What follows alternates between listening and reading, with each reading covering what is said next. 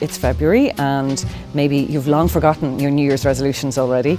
The first thing is not to get too down about that. If you're kind of kicking yourself and feeling down and getting critical of yourself just because you think you failed in some way, stop that now, because actually you're just human, and we know that this happens 9 out of 10 people, so you're completely normal.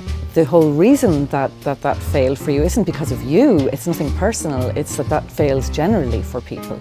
So we're just not good as human beings at changing behaviour and changing habits and breaking habits. That takes time, it takes persistence. We used to think it was 30 days, but we now know that it's 66 days to form a new habit or to break an old habit. So this isn't going to happen overnight. You need to stick with that one thing for at least 66 days to kick the old habit or start a new.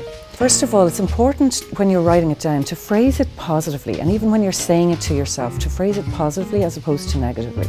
So when we say, I'm going to give up smoking, or I'm going to give up chocolate or booze or whatever it might be, that sounds like a negative thing to our brain. It sounds like, oh no, we have to give something up. That sounds hard.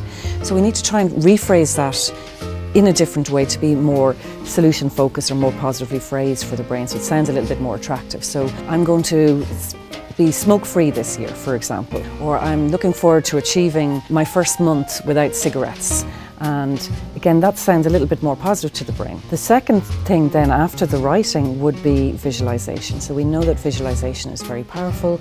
All the successful entrepreneurs in the world use visualization and are very visual generally. How you can use it is to practice seeing yourself as if you've already achieved your goal. You need to kind of condition or program your brain to get used to that idea of success. Visualizing yourself, maybe if you normally smoke when you're out with friends, visualizing yourself sitting inside having fun with your friends while the smokers are outside. It's not enough to just visualize. We know that that's really powerful, but it becomes even more powerful if you can also bring up the emotional intensity. How would you feel if you'd lost that weight, or if you'd given up that smoking, or if you'd achieved that goal, or whatever it might be? How would you feel? So that's what you need to bring up as if it's already happening and you're excited about it, or you're proud about it, or you're thrilled about your achievement. And so that's what I would work off, and that's what I'd be practicing every day, even for 30 seconds, just visualizing that and bringing it up like a movie in your brain.